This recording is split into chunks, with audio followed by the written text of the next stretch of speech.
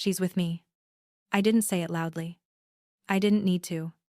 The whole room had already gone quiet the moment I crossed the floor and took Maribel's trembling hand in mine. They had invited her there to humiliate her. To make the quiet single mom sit through her ex-husband's engagement announcement like she was some ugly chapter they had survived.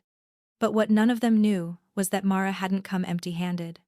Inside her purse were years of checks, messages, receipts, and proof they had spent 6 years hoping she was too broken to use. They invited Maribel to my mother's retirement party for one reason. Not because they missed her. Not because they cared about her little boy.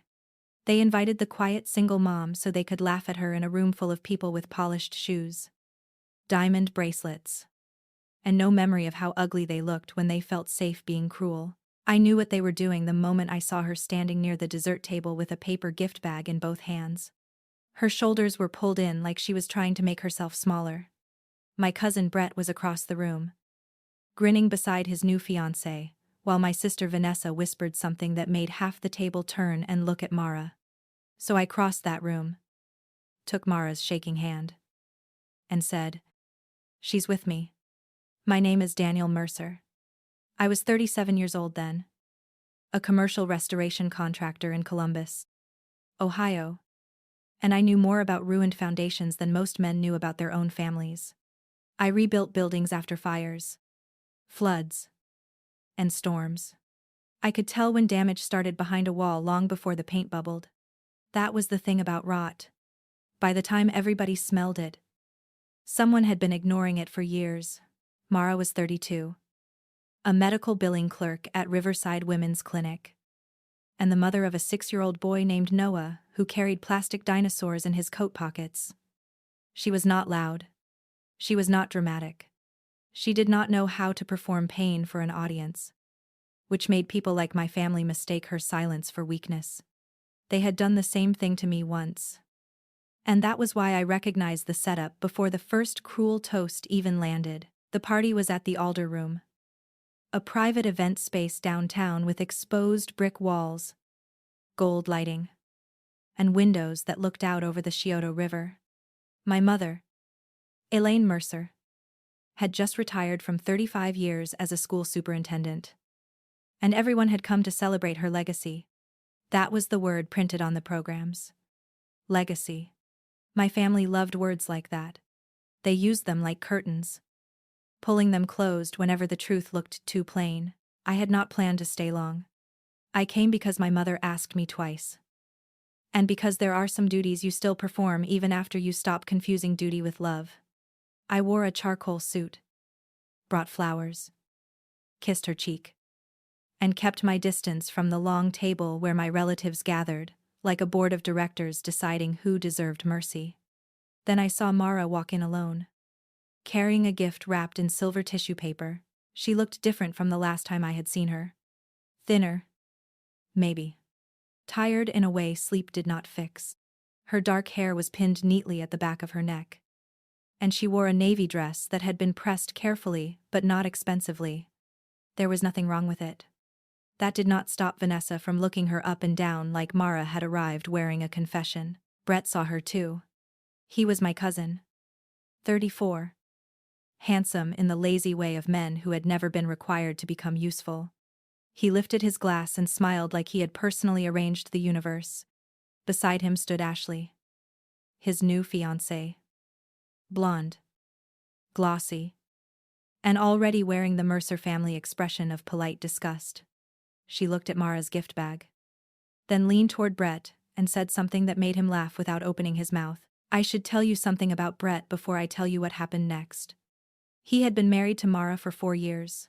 He left when Noah was 2, telling everyone Mara had become unstable, clingy, and impossible to build a life with. Those were his words. He said them at Thanksgiving while Mara was home with a feverish toddler and no working car. My family nodded because Brett had always been charming. And charm is the perfume people mistake for character when they do not want to ask harder questions. Mara never defended herself publicly. That was the part my family loved most. She did not post about him. She did not interrupt dinners. She did not call my mother crying. She simply worked. raised her son, and mailed back every holiday card from the Mercers unopened. For 6 years, she stayed away. Then, suddenly, my mother invited her to the retirement party for closure. That was the word on the text. Closure. I knew my mother well enough to hear the blade under the ribbon. Elaine Mercer did not seek closure. She arranged scenes. She believed pain was acceptable if it taught someone their place. And she had always been skilled at making cruelty look like etiquette. When I was 26 and my first business collapsed, she called me in front of my uncles and said, "Daniel has always needed consequences more than comfort." Everyone laughed gently. Because gentle laughter can still leave bruises, that sentence followed me for years. I heard it when I slept in my truck outside a warehouse in Dayton because I could not afford rent and payroll in the same week. I heard it when my father loaned Brett $20,000 for a boat but told me bankruptcy would build spine. I heard it when Vanessa told my fiancé I was a bad investment. And my fiancé believed her. My family never beat you down with fists. They used vocabulary. So when Mara stood at that party, alone in a room that had already decided she was the joke, something old and quiet inside me went still. Not angry at first. Clear. It felt the way a room feels after the power cuts out and before the generator kicks in. You notice every sound, every face, every person pretending they are not watching. My mother moved first. She crossed the room with both hands open, smiling for the people nearest her. "Mara. Sweetheart," she said, loud enough for the table to hear. "How brave of you to come." Brave. Not kind. Not welcome. Brave. As if Mara had survived some scandal of her own making, instead of a marriage Brett abandoned like an unpaid bill. Mara gave a small smile. "Thank you for inviting me. Mrs. Mercer. I brought you something." Noah helped pick it out. Her voice did not tremble, but her fingers tightened around the handles of the gift bag. I noticed that. I noticed everything. She had learned to survive by keeping her face calm while her body told the truth. My mother accepted the bag without looking inside. "How sweet. I'm surprised Noah isn't here. We all would have loved to see him." That was a lie. Noah had not been invited. I knew because Mara looked down for half a second. And in that half second, the room shifted. Vanessa's smile sharpened.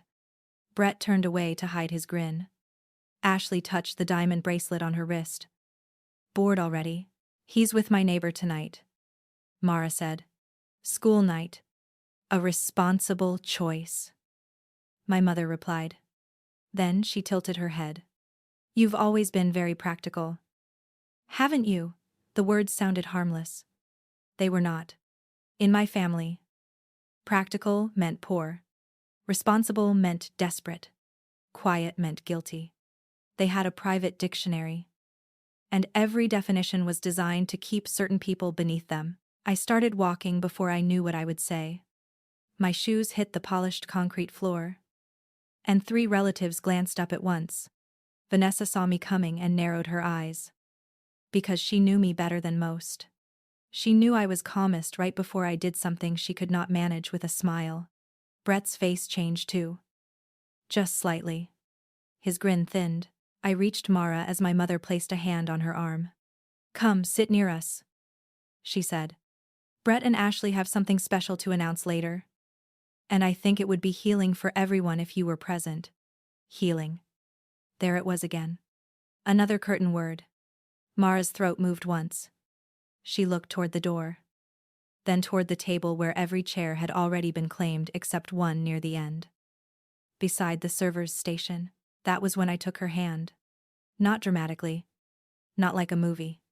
I simply stepped beside her. Slid my palm beneath hers. And felt how cold her fingers were. She looked up at me. Startled. And for 1 second, I saw the question in her face. "Why would you do that? Why now? Why in front of them?" "She's with me," I said. The room did not go silent all at once. Silence has layers. First, the nearby conversations stopped. Then, the laughter near the bar faded. Then silverware paused against plates. My mother's smile stayed in place, but the warmth drained out of it. Vanessa set her champagne glass down very carefully. Brett looked from my hand to Mara's face as if the two facts offended him equally. My mother gave a soft laugh. Daniel. Don't be theatrical. I'm not. I said. I'm being clear. Mara tried to pull her hand back. Not because she wanted to, but because women like her are taught not to let other people get punished for standing too close. I held gently, giving her room to leave if she wanted, but not letting the room pretend she had no one beside her. She stopped pulling. Her fingers curled once around mine. Barely there. But enough. Brett finally spoke. That's interesting. Didn't realize you two were close. We aren't, I said. But I know a setup when I see one. Ashley's eyebrows lifted. Vanessa made a small sound. The kind meant to warn me I was embarrassing the family. My mother's hand dropped from Mara's arm. She looked at me the way she used to look when I came home with report cards that were good but not perfect. Disappointed. But mostly inconvenienced. This is my retirement celebration, she said quietly. I know. Then maybe don't turn it into one of your little moral performances. That should have hurt. Years earlier. It would have. I would have swallowed the humiliation. Apologized for the temperature in a room I did not heat. And spent the rest of the evening trying to earn back approval from people who charged interest on affection. But I had rebuilt myself in places they never visited. I had learned that peace bought with silence was not peace. It was rent, Mara whispered. Daniel. It's okay. I turned slightly toward her. No. It isn't. Her eyes filled. But she blinked it back fast. That broke something in me more than crying would have. Because I knew that reflex. I knew the speed of it. The way people like us learned to erase evidence of injury before anyone could call it manipulation. My mother looked around and lowered her voice. Which meant she was no longer performing kindness for the room. Mara was invited as a gesture. There is no need to create hostility. A gesture toward what I asked, Brett laughed. Come on. Man. Don't make this weird. You made it weird when you invited the mother of your child to watch you announce your engagement in front of people who still think she ruined your life. That time the silence came clean. Even the bartender looked up. Mara's hand tightened around mine so suddenly I knew she had not been told about the announcement. Not directly. Not honestly. My mother had dressed the trap as an invitation and expected Mara to walk into it politely. Brett's face flushed. You don't know what happened in my marriage. No. I said. I know what you said happened. There's a difference. Vanessa stood then, smoothing the front of her emerald dress. Daniel. Enough. Mara is an adult. She chose to come. I looked at Mara. Did you know why they invited you? She did not answer at first. Her mouth parted. Then closed. That was answer enough. But she made herself speak because dignity mattered to her even when nobody else offered it. Mrs. Mercer said Noah's grandmother wanted to make peace. She said. She said it was time the family stopped being divided. My mother's expression did not change. But something in her eyes hardened. She hated being quoted accurately. People like my mother counted on tone to escape accountability. Put their exact words in daylight. And suddenly they acted like you had stolen from them. I nodded once. Then we're leaving. Mara looked at me again. Stunned. Yes. I said. Unless you want to stay. She looked toward the table. Toward Brett. Toward Ashley's bracelet flashing under the warm lights. Toward my mother, holding that unopened gift, like it weighed nothing. Then Mara looked down at our hands. Her shoulders lowered by a fraction. It was not relief exactly.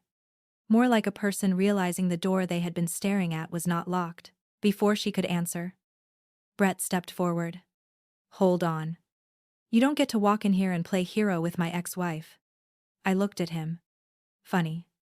You didn't seem to mind other people playing with her dignity. His jaw flexed. He had always been better at charm than confrontation. Without an audience on his side. Brett looked smaller. But he still had the old Mercer confidence. That inherited belief that consequences were for people outside the family name. He glanced at Mara and smiled in a way that made my skin go cold. Mara, he said. Don't let Daniel embarrass you. You know how he gets. Always bitter. Always turning family moments into some revenge fantasy. There it was. The label. Bitter. They used it whenever memory became inconvenient. If you remembered who left you stranded, you were bitter. If you repeated the cruel sentence exactly, you were bitter. If you refused to smile while they rewrote history, you were bitter. In the Mercer family, forgiveness meant allowing them to edit the record and then thanking them for the cleaner version. Mara did not respond. But I felt her hand tremble again. That was when I understood this party was not the beginning of anything.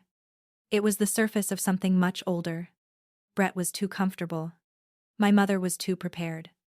Vanessa was too eager. They had expected Mara to sit, absorb the announcement, smile through the humiliation, and prove to everyone that whatever Brett had done, she was still grateful to be near the family name, and maybe, 6 years earlier, she would have done it. Maybe I would have too. But not that night. I looked at Mara and said, quietly enough that only she could hear, "You do not owe them another minute." Her eyes held mine. For a second, the whole room disappeared behind her exhaustion. Then she nodded. We turned toward the exit together, still holding hands. And my mother's voice cut across the room like a glass cracking on tile. "Daniel," she said, "if you walk out with her, don't pretend you're doing it for kindness. You've always chosen broken things because they make you feel less broken." Mara stopped walking. So did I. And in that frozen second, with every polished face watching, I realized my mother had not just insulted me. She had called Mara a thing. A broken thing. In front of Brett. In front of his fiancée. In front of half the city officials who had come to praise her legacy. I turned back slowly, still holding Mara's hand. My mother lifted her chin, already preparing to deny the cruelty of what everyone had heard. But denial needs speed. It needs confusion. It needs people too shocked to repeat the words clearly. I was not shocked anymore. I was calm, and calm is where the truth starts sharpening its teeth. I did not raise my voice. That was the first thing my family hated. They were built for storms, for people getting emotional enough to be dismissed. They knew how to sigh at tears, how to lower their eyes at anger, how to say, "See, this is what I meant." But calm forced them to stand beside their own words. Calm left the sentence, sitting in the room like a dropped knife. "Say it again," I told my mother. Her mouth tightened. "Daniel." "No," I said. "Say it again. Tell Mara, in front of everyone, that she is a broken thing." A waiter near the bar pretended to adjust a tray. My Uncle Paul looked down at his napkin. Vanessa's husband checked his phone with the sudden intensity of a man trying to leave his body. My mother's eyes flicked across the room. Measuring witnesses. That was always her gift. She knew when cruelty was private enough to deny, and when it had become too public to survive. I said no such thing. She replied. Mara's hand went limp in mine. Not because she believed my mother, but because she had heard that kind of reversal too many times. Cruel people rarely stop at the wound. They come back to steal the memory of it. They hurt you, then make you argue about whether you were hurt at all. Until your own pain starts to feel like bad manners. Brett stepped in before the silence could turn against Elaine. "This is exactly what I warned everyone about," he said. "Mara brings drama wherever she goes. Daniel just gave her a bigger stage." Mara flinched. It was small, but I felt it. I looked at Brett and saw the same man I had seen years earlier leaning against my aunt's kitchen island, explaining that fatherhood had ambushed him. Noah had been 3 months old then. Mara was in the living room, trying to nurse with one arm, while folding tiny socks with the other. Brett was drinking bourbon at 2 in the afternoon and calling himself trapped. "You were never ambushed," I said. "You left." His smile turned hard. "You don't know anything." I know she worked nights from home while Noah had reflux because you said crying babies made you useless at work. I know she sold her wedding band to pay for his ear tubes. I know you told this family she was unstable because she cried in a pediatric parking lot after being awake for 30 hours. Brett stared at me like I had opened a drawer he thought was locked. Mara's face drained of color. She looked at me. Not accusing, but startled. She had not known I knew those things. I had never told her, because I had no right to turn her private suffering into my evidence. But I had seen enough. I had picked up Brett's drunk phone calls. I had heard my mother's side of the conversations. I had watched my family convert one woman's exhaustion into a character flaw because the truth would have made their favorite son look ordinary and selfish. Vanessa crossed her arms. That is not fair. Brett was under pressure too. Of course, I said. Pressure. Reputation. Responsibility. Sacrifice. You all have beautiful names for abandoning people. Ashley finally spoke. Her voice bright and thin. Maybe this should be handled privately. Brett told me Mara had some emotional issues after the baby. And I don't think humiliating him at his future mother-in-law's celebration is appropriate. Mara let out one breath. Almost a laugh. But there was no humor in it. Future mother-in-law? She repeated softly. That was when I understood the second blade. They had not merely invited Mara to witness Brett's engagement.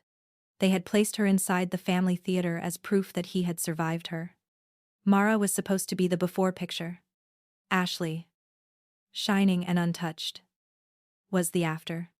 My mother's retirement party had become Brett's public washing of history.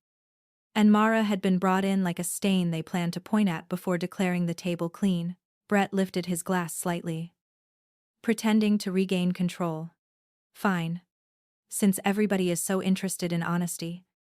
Yes. Ashley and I are engaged. We planned to announce it tonight because Mom asked us to share good news with the family. Mara being here was supposed to show there were no hard feelings. No hard feelings, Mara said. The words were quiet. But the whole room heard them. Brett turned toward her. After all this time, I thought we could be adults. Mara nodded slowly, as if absorbing the shape of that insult. Adults, she said.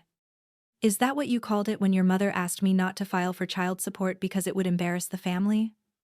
Or when you sent Noah a birthday card with no return address because Ashley didn't know you had missed the last 3 birthdays? Ashley's head snapped toward him.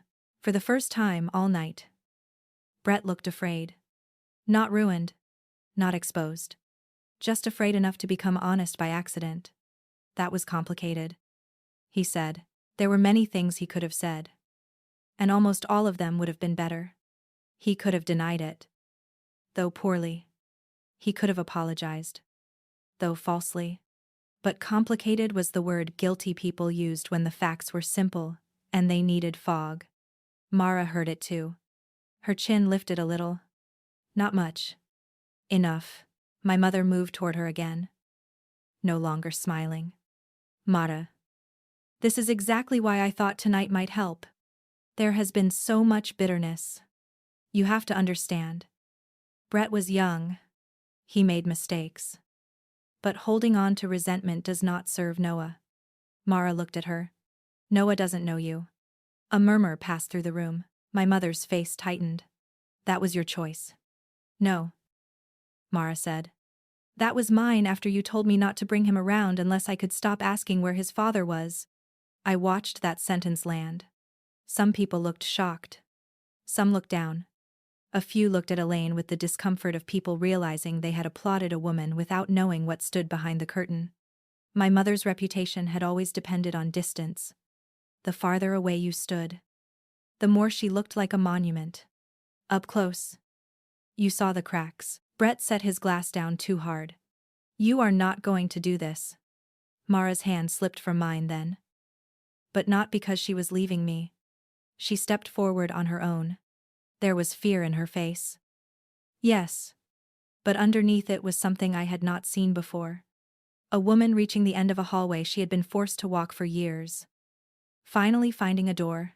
You invited me, she said. You all invited me. Nobody answered. You told me it was for peace. she continued. You told me Elaine wanted closure before retirement.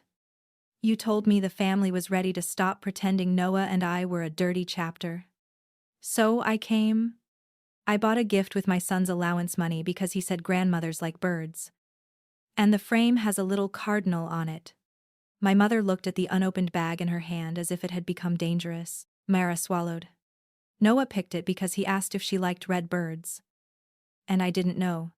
I had to tell my son I didn't know what his grandmother liked, because his grandmother chose not to know him. That was the first time my mother lost her composure. Not fully. Just a flash. Like a light behind a door. You kept him from us. Mara's eyes sharpened. I protected him from begging to be loved. The room went still again. I had heard many people speak loudly in my life and say nothing. Mara barely raised her voice. But every word had weight because she had carried it alone before setting it down. Brett stared at her as if she had violated an agreement. Maybe she had. The agreement, where he ruined her quietly, and she survived quietly. Vanessa stepped toward my mother. This is cruel. I almost laughed. That was the magic trick of families like mine. They could arrange a public humiliation, dress it in linen napkins, and call the victim cruel for bleeding on the tablecloth. Mara looked at Vanessa. And for a moment, I thought she would break. Instead, she reached into her purse and pulled out a small white envelope. Creased at the corners. I brought this too, she said. Brett's expression changed again. What is that? Mara did not look at him. She looked at my mother. The last check you sent me. Elaine's eyes dropped to the envelope. This is not the place. You wrote, for Noah. If you stop contacting Brett in the memo line? Mara said. Then you called me 2 days later and said if I deposited it, you would tell everyone I was extorting the family. Ashley took a step back from Brett, my mother whispered. You kept that. Mara gave a sad little smile. I kept everything. There it was. Not revenge. Not strategy. Survival. People who are lied about learn to save proof because memory alone is never enough against a family that edits in groups. Mara had not come prepared to destroy anyone. She had come prepared to protect the little piece of reality she still owned. A check. A memo line. A date. Her name written beside their shame. Brett pointed at the envelope. That doesn't prove what you think it proves. No, Mara said. It proves what you hoped nobody would ask. My mother moved quickly then. Faster than I expected. She stepped close and reached for the envelope. But Mara pulled it back. The movement was small. Not dramatic. But it sliced through the last illusion. Everyone saw it. Elaine Mercer. Respected superintendent. Honored guest. Champion of children, according to the program, on every table. Trying to snatch proof from the hand of the single mother she had invited to be mocked. I stepped between them. Don't. My mother looked at me with pure fury then. Not disappointment. Not pain. Fury. You have no idea what you are interfering with. I think I do. No, she said. You don't. That woman nearly ruined your cousin's life. Mara closed her eyes. Brett seized the opening. She used Noah against me. She wanted money. Attention. Control. And when I tried to move on, she punished me by making me look like a deadbeat. I looked at him. You made yourself look like that by being one. His fist tightened. Brett had always wanted to be seen as decent without doing the work decency required. That was the source of his rage. Not guilt. Exposure. He could survive hurting Mara. He could not survive Ashley watching him do it in real time. The event coordinator appeared near the back. Pale and uncertain. My mother noticed her and immediately adjusted her expression. I apologize, she said to the room, projecting calm like a school board meeting. This is a private family matter that has become emotional. Please. Everyone. Continue enjoying the evening. Nobody moved. Mara folded the envelope and slid it back into her purse. Then she picked up the silver gift bag from where my mother had set it on the table. The tissue paper trembled slightly. I shouldn't have come, she said. My mother exhaled. Mara. No. Mara said. Not again. Those two words did not sound like a speech. They sounded like a boundary finding its first breath. She turned toward the exit. And I followed beside her. This time, nobody stopped us. Brett did not move. Vanessa did not speak. My mother stood beneath the gold lights with her legacy program in one hand and Noah's unopened gift in the other. Looking for the room she had controlled only minutes before. Outside. The night air was cold enough to sting. Mara made it 3 steps past the entrance before her knees weakened. I caught her elbow. Not her waist. Because people who have been controlled need help that does not feel like another claim. She nodded once. Breathing hard. Staring at the sidewalk like it might open. I'm sorry, she said. I almost did not understand. For what? For dragging you into it. You didn't drag me anywhere. She laughed then. One broken breath. That's what they'll say. Let them. She looked at me under the streetlight. And there was something fierce behind the tears she refused to let fall. You don't know what they can do when they decide someone is a problem. I thought of my failed business. My vanished engagement. The years of being introduced as the difficult one at family events. Even after I had paid back every debt and built a company with 42 employees. I thought of my mother's voice telling donors that troubled students needed discipline before compassion. I thought of Noah picking a cardinal frame for a grandmother who had turned him into leverage before he learned to spell his own last name. I know enough, I said. Mara looked away. Across the street. Traffic moved through the city in clean white lines. She clutched the gift bag to her chest. And I realized the bag had become more than a present. It was the proof of how far she had been willing to go for peace. And how cheaply they had planned to use that willingness against her. My car's in the garage, she said. I should go. I'll walk you. You don't have to. I know. We walked in silence for half a block. When we reached the parking garage elevator, she pressed the button with one finger. Then stared at the glowing number above the doors. Her face had gone blank, in the way people look blank when they are holding themselves together by force. Just before the elevator opened, her phone buzzed. She looked at the screen and froze. I saw Brett's name before she turned it away. One text. Then another. Then another. Mara's breathing changed. What is it? I asked. She shook her head. But the phone buzzed again. And this time she handed it to me with fingers that had gone cold all over again. The first message said, "You had no right to bring up Noah." The second said, "If you think tonight was bad, wait until I tell Ashley and Mom what you really did." The third message arrived while I was holding the phone. And it said, "You should have stayed quiet like you always do." Mara took the phone back from me and locked the screen like the words might crawl out if she left it open. The elevator doors slid apart with a soft mechanical sigh. But neither of us stepped inside. She stood there under the fluorescent garage light, holding Noah's gift bag against her chest. And for the first time that night, she looked less embarrassed than afraid. Not afraid of Brett yelling. Afraid of a pattern starting over. What does he mean? I asked. She looked at the elevator floor as if the answer were written there. He means he's going to tell people I trapped him. With Noah. With everything. Her voice stayed controlled. But her eyes were wet now.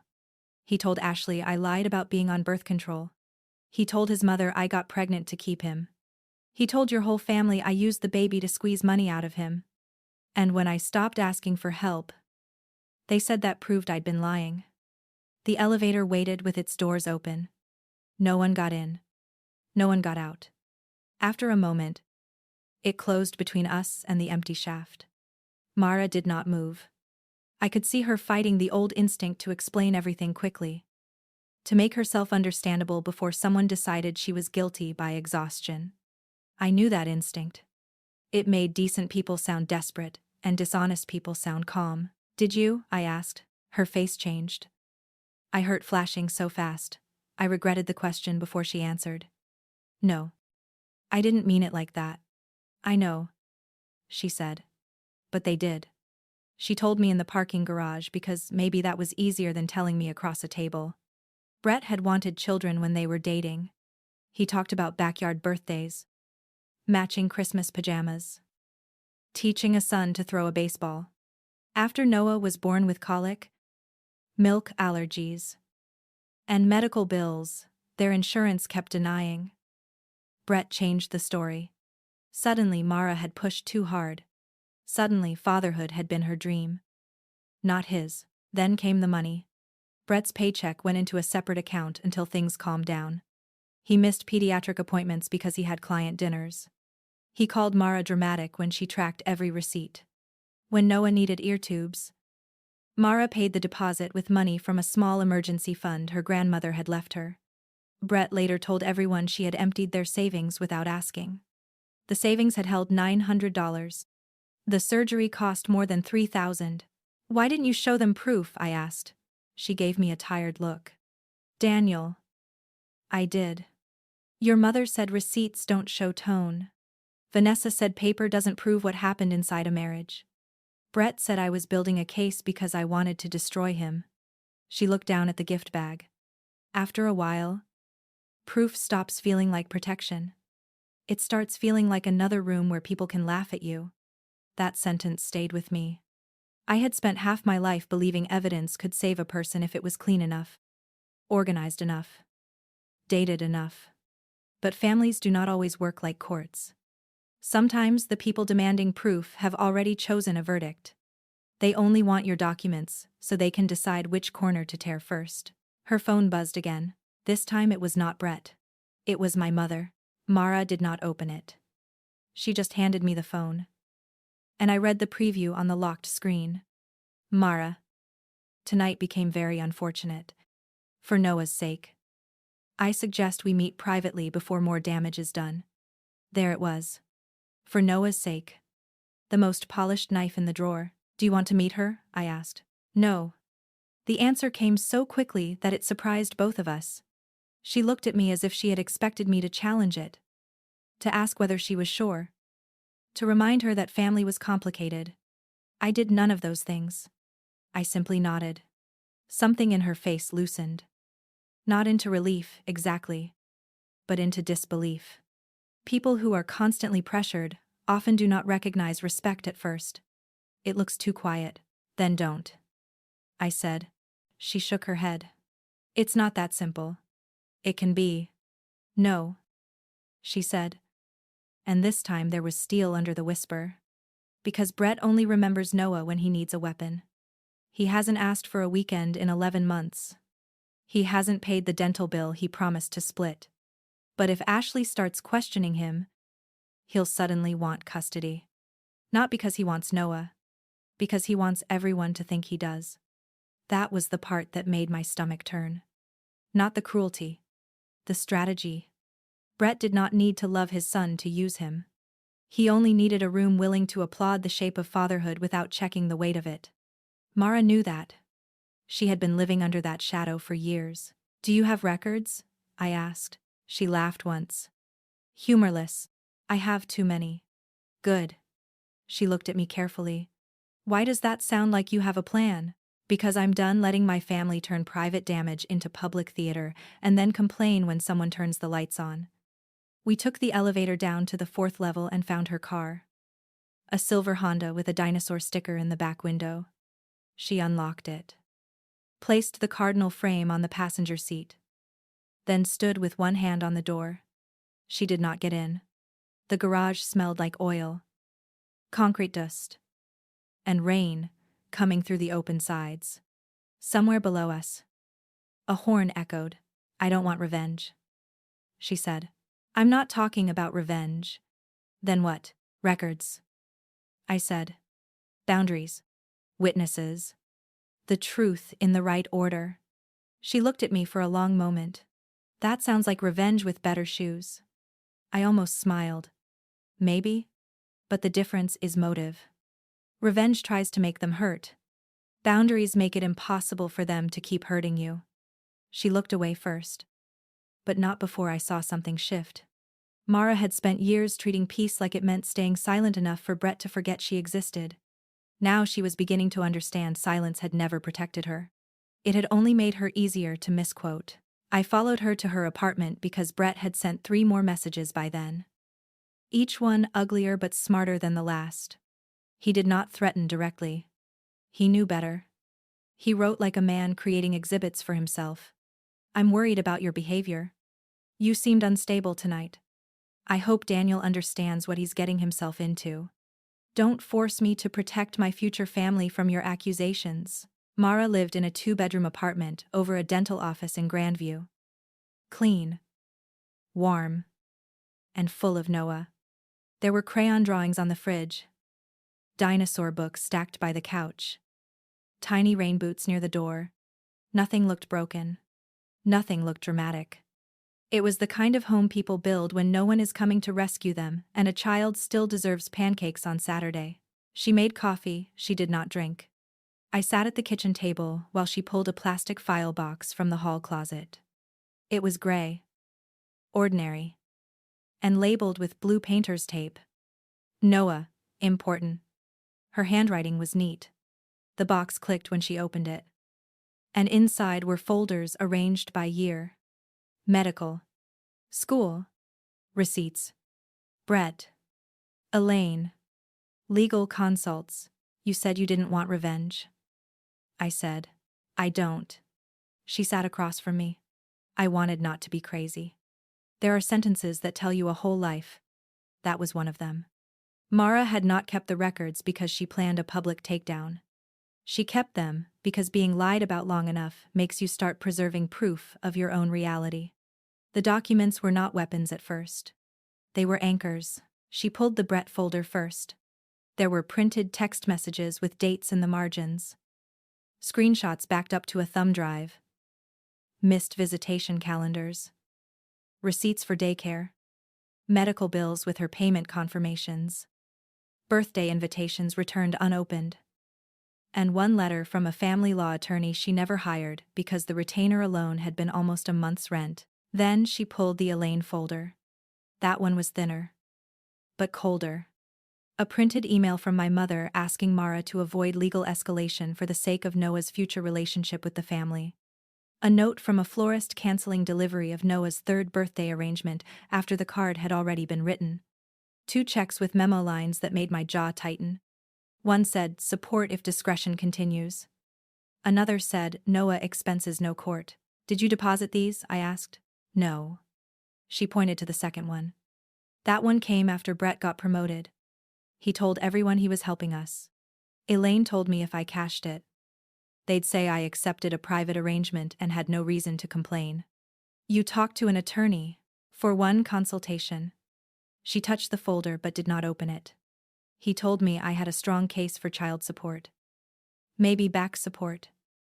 But he also said if Brett fought hard enough, it could get expensive and ugly.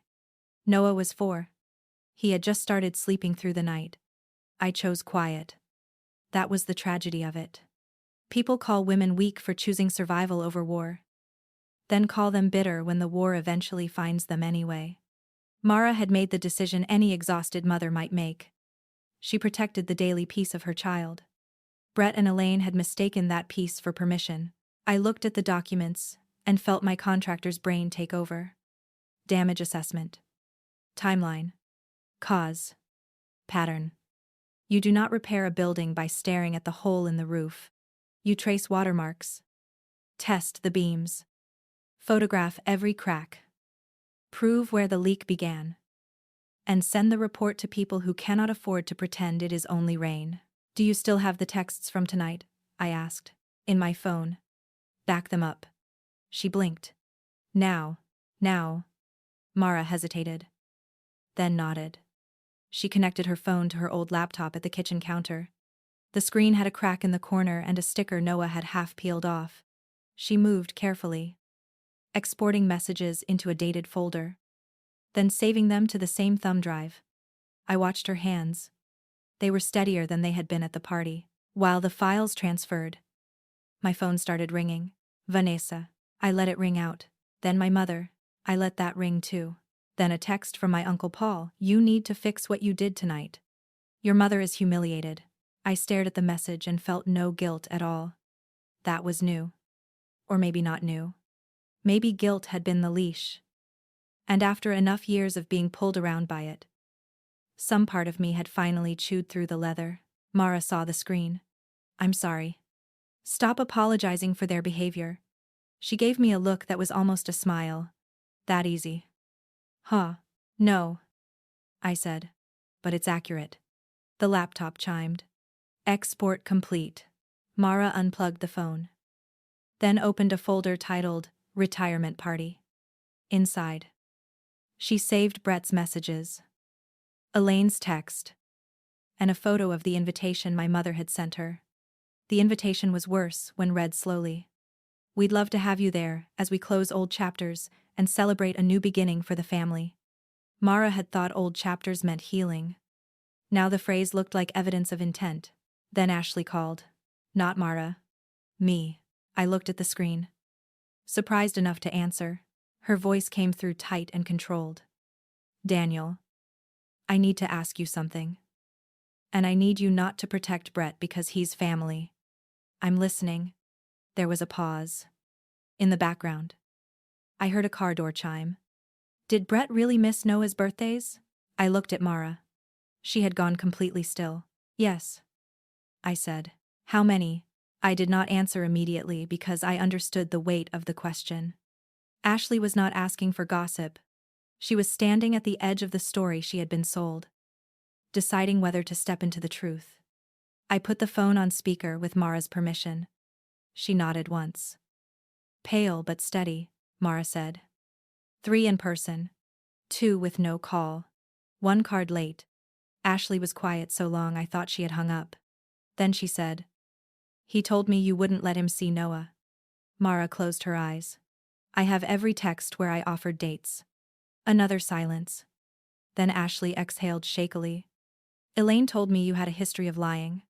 Mara opened her eyes. I know. That was all she said. Not because there was nothing more. Because there was too much. And dignity sometimes chooses one clean sentence over a flood. Ashley understood. I heard it in the way her voice softened. Not into pity. But into shame. I'm not asking you to send me anything tonight, Ashley said. But Brett is telling people you threatened him. He says he may need to file something first thing Monday to protect himself. Mara's hand gripped the back of a chair. There it was. The next move. Brett was going to turn his threats into paperwork if no one stopped him. Not because he had a case. Because filing first creates smoke. And smoke makes people ask whether there might be fire. I leaned toward the phone. Ashley? Did he say that in writing? No. He said it in the car after your mother told him to get ahead of the narrative. My mother? Of course, Ashley continued. But Vanessa texted me a few minutes ago. She wrote that Mara has always been manipulative, and that Brett should talk to an attorney before Mara does something vindictive. Can you save that? I asked. I already did. Mara looked at me then. And I saw the leverage point become real in her face. Not one magic document. Not one dramatic confession. A chain.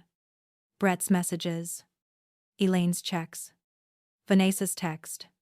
Ashley as a witness to the family trying to build a false record before Mara even moved. The story was no longer Mara's word against theirs. It was their words against their own timing. Ashley's voice lowered. I don't know what happens with my engagement. That's not why I called. I called because I watched him lie too easily tonight. And then I wondered how many times he had practiced on you. Mara covered her mouth. A tear finally slipped through. Thank you, she said. No, Ashley replied quietly. I'm sorry I believed him. The call ended, and the apartment seemed to breathe around us. Outside Noah's bedroom door, a nightlight shaped like a moon glowed blue against the hallway. Mara wiped her face quickly, embarrassed by the tear. But she did not apologize this time. What now? She asked. I looked at the folders on the table. Now we put everything in order. We worked until after midnight.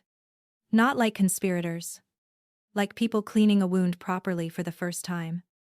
Mara made a timeline from Noah's birth to the retirement party. I scanned checks with my phone and labeled each file by date. We saved screenshots in 3 places. We wrote down what was said at the party while memory was fresh. Not polished. Not exaggerated. Exact words. Exact sequence. Witnesses present. At 12:40, 40, și 1 m. Mara's phone buzzed one more time. It was a group message. Brett had sent it to me. Mara. Vanessa. My mother. Ashley. And 3 other relatives, he wrote, since Mara and Daniel decided to attack this family publicly. We will have a private meeting tomorrow at Mom's house at noon. Mara can bring whatever story she wants. I'll bring the truth. Mara stared at it. Then another message appeared. From my mother. Elaine wrote, agreed. This ends tomorrow. I looked at Mara. Expecting fear. It was there. Of course it was. But it was not alone anymore. She looked at the file box. At the thumb drive. At Noah's closed bedroom door. And finally, at the cardinal frame, still sitting on the kitchen counter. Unopened by the grandmother it had been meant for. Then she reached for her phone and typed one sentence. We'll be there. Elaine Mercer's house sat on a quiet street in Upper Arlington. The kind with old trees. Deep lawns. And neighbors who pretended not to notice when expensive families came apart behind expensive windows. I had grown up in that house, learning which floorboards creaked. Which doors stuck in winter. And which rooms were safest for certain kinds of silence. Walking up the front steps beside Mara the next morning felt less like returning home than entering a building I had once escaped before it collapsed. Mara wore jeans. A cream sweater. And the same navy coat from the night before. Her hair was down now. Soft around her face. And under one arm she carried the gray file box. In her other hand was the small silver gift bag with the cardinal frame inside. I asked once if she was sure she wanted to bring it. She looked at the bag and said, Yes. I want to remember why I'm here. That was all. Brett opened the door before we knocked twice. He had slept badly. I could tell by the swollen skin beneath his eyes and the sharpness in his voice when he said, You brought him again. Mara did not answer.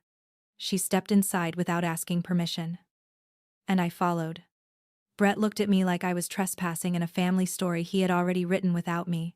The living room was full. My mother stood by the fireplace in a pearl gray blouse. Composed and furious. Vanessa sat on the sofa with her husband. Arms folded like a judge. Uncle Paul stood near the window. Ashley was there too. But not beside Brett. She sat in the armchair closest to the door. Coat still on. Engagement ring turned inward against her palm. Brett noticed me noticing and looked away. Elaine began before anyone sat down. This meeting is for clarity, she said. Last night was emotional and inappropriate. I expect everyone to speak respectfully. Especially in my home. Mara set the file box on the coffee table. The plastic thud sounded louder than it should have.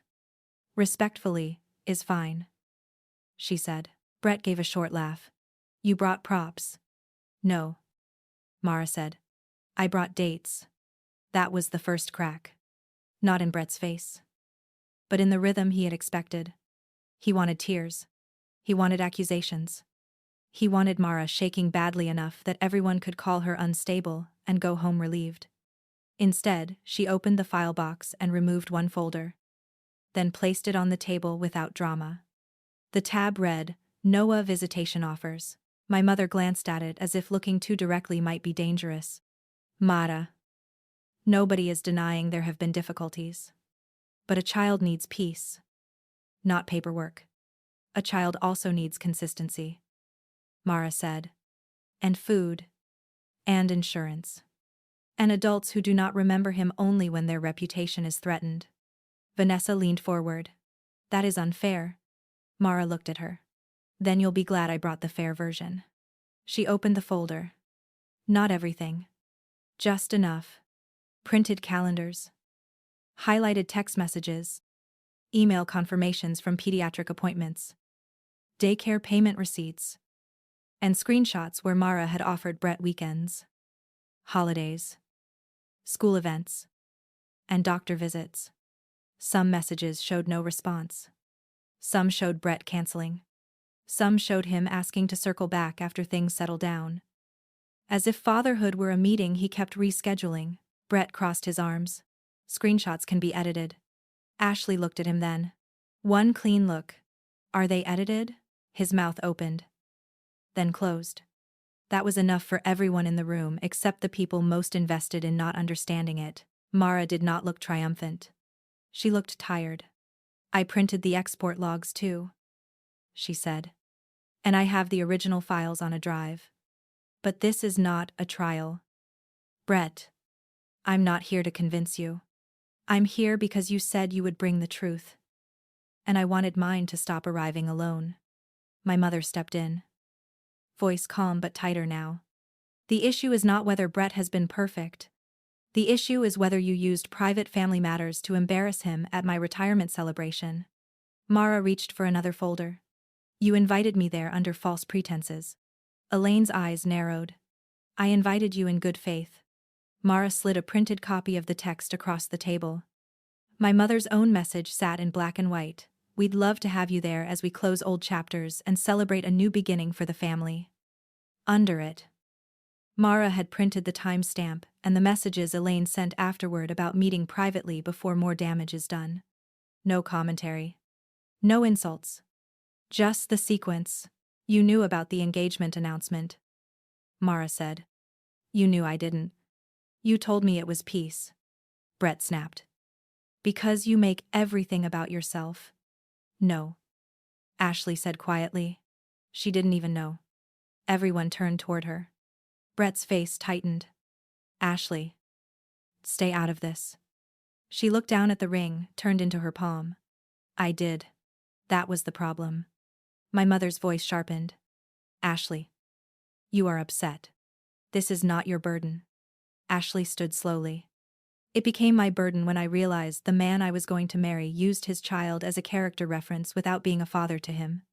She looked at Brett. And whatever future she had been trying to preserve seemed to leave her face right there. You told me Mara kept Noah from you. You told me you sent money every month. You told me your mother tried to help and Mara rejected everyone. Brett's jaw worked. I was trying to explain a complicated situation. Mara closed her eyes briefly. That word again. Complicated. The fog machine of cowards. Ashley reached into her purse and took out her phone. Vanessa texted me last night that you should get ahead of the narrative before Mara did something vindictive. Elaine told you in the car to consider filing first. I heard it. And Brett. You told me you didn't care what the filing said as long as people saw you fighting for your son. The living room went colder than the January air outside. Vanessa's face drained. My mother's expression stayed still. But I saw the pulse jump in her neck. Brett stared at Ashley, like betrayal had entered the room for the first time. Which was how men like him always saw it. Not when they lied. Only when someone stopped helping. You recorded me, he said. No. Ashley said. I listened to you. Mara sat very still. Her hands rested on the folder. Palms flat.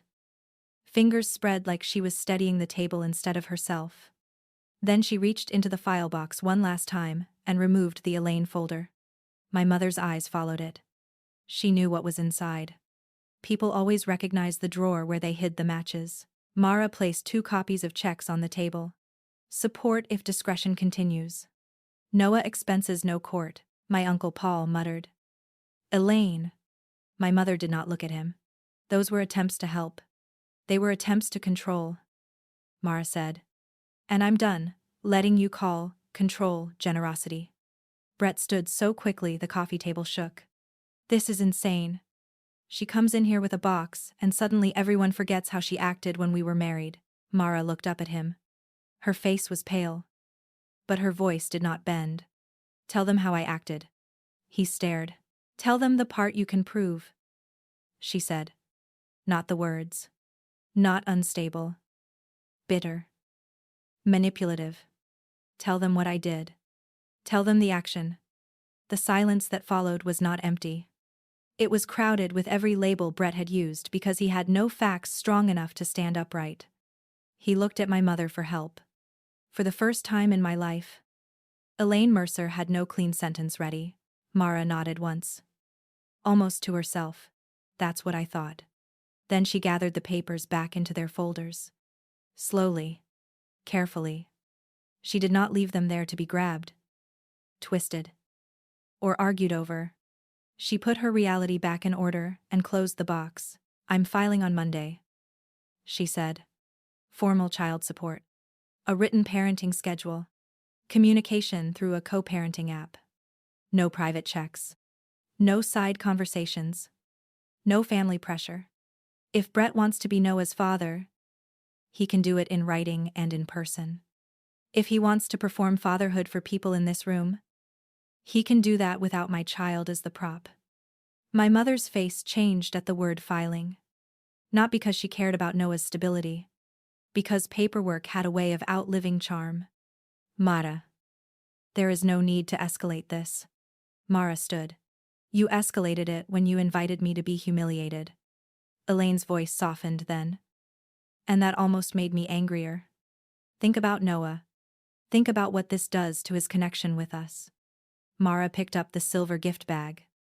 Noah picked this for you because he thought grandmothers might like cardinals. He asked me what your favorite color was. I didn't know. He asked me if you had ever held him as a baby. I told him once. Because that was true. Her throat moved. But she kept going. I am not going to teach my son to keep offering love to people who only reach for him when they need proof they are good. My mother looked at the bag. For one moment. Something like shame crossed her face.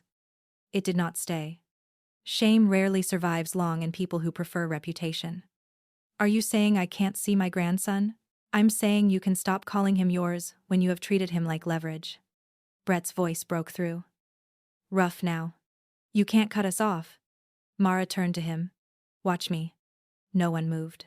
She looked at Ashley next. I'm sorry. Ashley shook her head. Tears standing in her eyes. Don't be.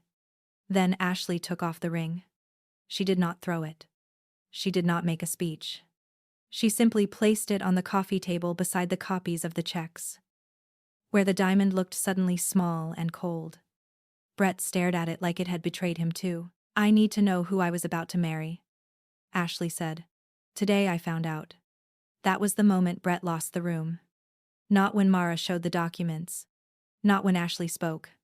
But when the symbols lined up where everyone could see them, the ring, the checks, the file box, the unopened cardinal frame. A marriage built on lies. A family that bought silence. A mother who dressed cruelty as peace. A child who had offered a gift to people who had never earned it. I stood then. My mother's eyes came to me. Sharp with warning. Daniel, she said. Do not make this worse. I almost smiled. I'm not powerful enough to make this worse. I'm just done helping you make it look better. Her face tightened. And for a second I saw the old house as it had always been. Beautiful from the street. Rot in the beams. Paint over water stains. Windows washed for company. Nobody talking about the smell. I won't be at Sunday dinners. I said. I won't be the difficult son, so you can feel like the reasonable mother. And if anyone in this family contacts Mara to threaten, guilt, pressure, or rewrite what happened, I will send my own statement to every person at that party who heard you call her broken.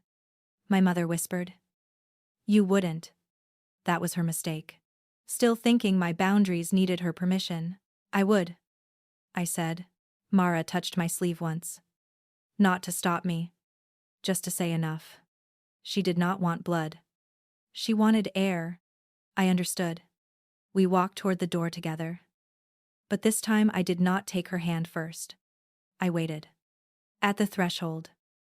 She shifted the file box under one arm and reached for me herself. Outside. The cold hit clean and bright.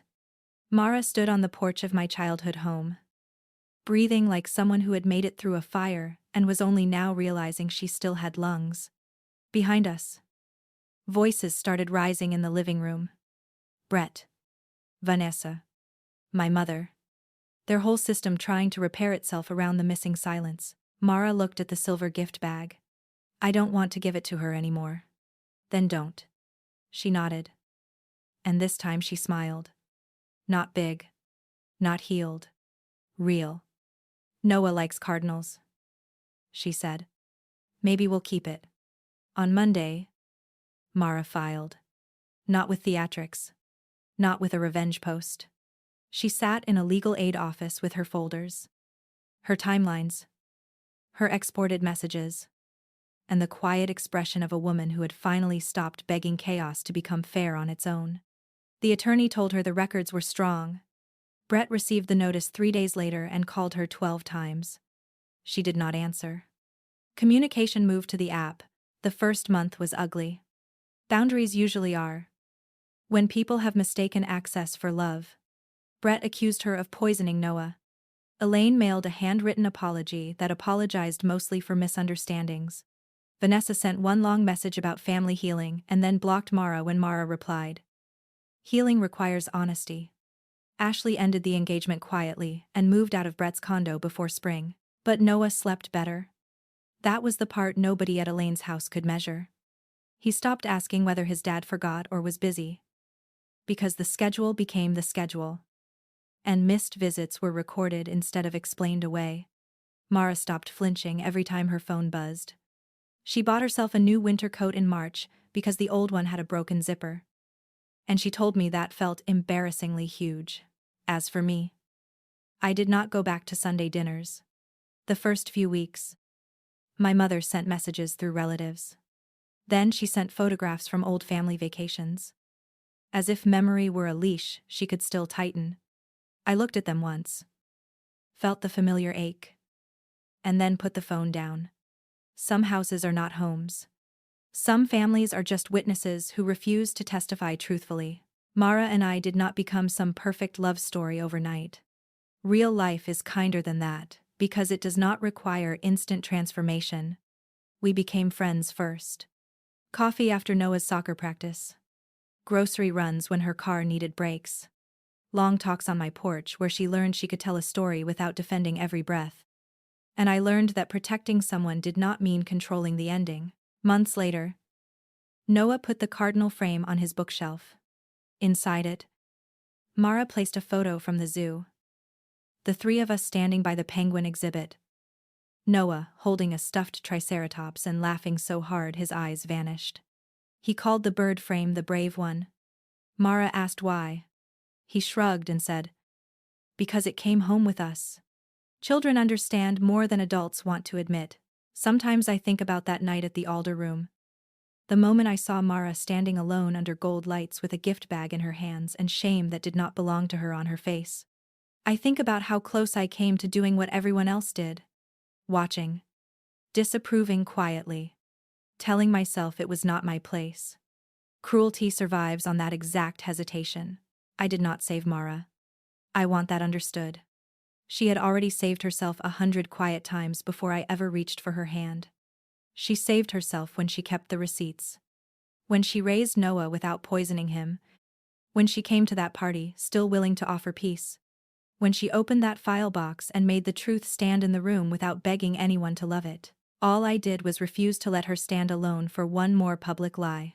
That is not heroism. That is the minimum we owe each other when a room decides a person is safe to hurt. I used to think family was the hand you were born holding. Now I know better. Family is the hand that does not let go when the room turns cruel. It is the person who believes you're calm before demanding your evidence. It is the door that opens without making you crawl. It is the voice beside you saying, clearly enough for everyone to hear, she's with me.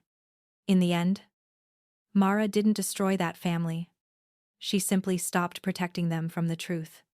And sometimes, that is the strongest kind of revenge, not shouting, not begging, not proving your pain to people who enjoyed causing it, but walking away with your dignity, your child, and the proof that silence was never weakness. It was preparation.